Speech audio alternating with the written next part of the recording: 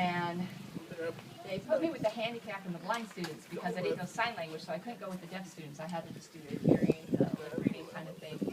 So, and I didn't know anything about deaf culture or anything about the deaf. So, so when I finished school, I was only able to go.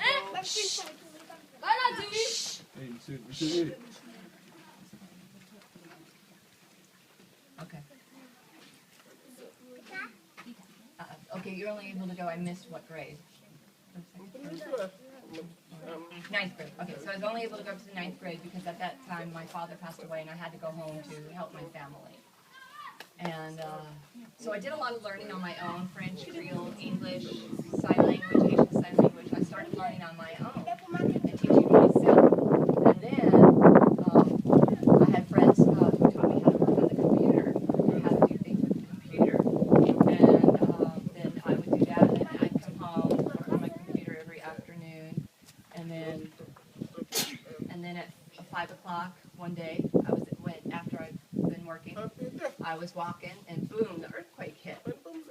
And just, people were yelling, Jesus, Jesus, forgive us.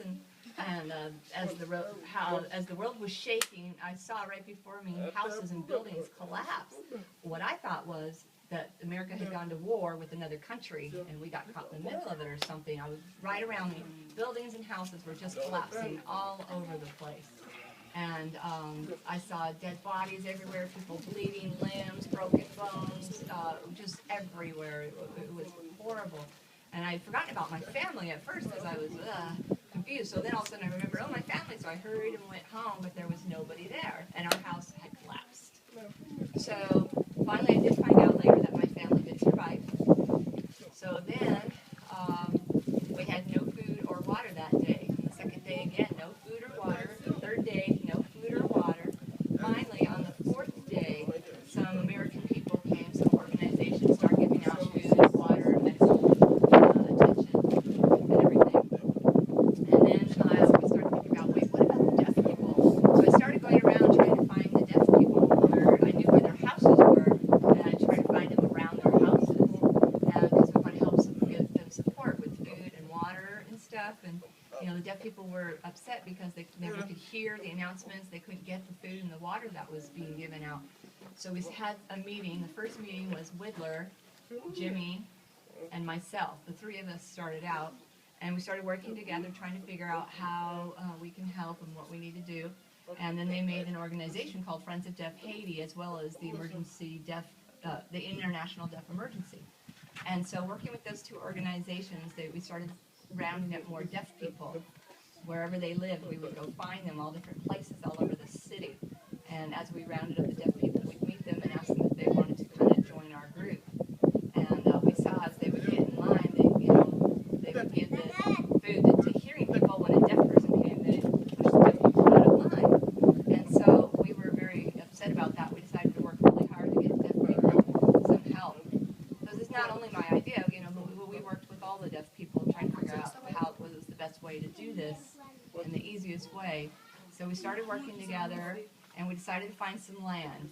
And then we met with a woman named Georgia, and she helped us to find land. And then we got the tents. We set up the tents, and then we all lived in the tents in one big tent city, all the deaf people. And then the Red Cross helped us get water and bathrooms there at the tent city. Eventually, the Red Cross built us temporary wooden shelters, which we moved to later on.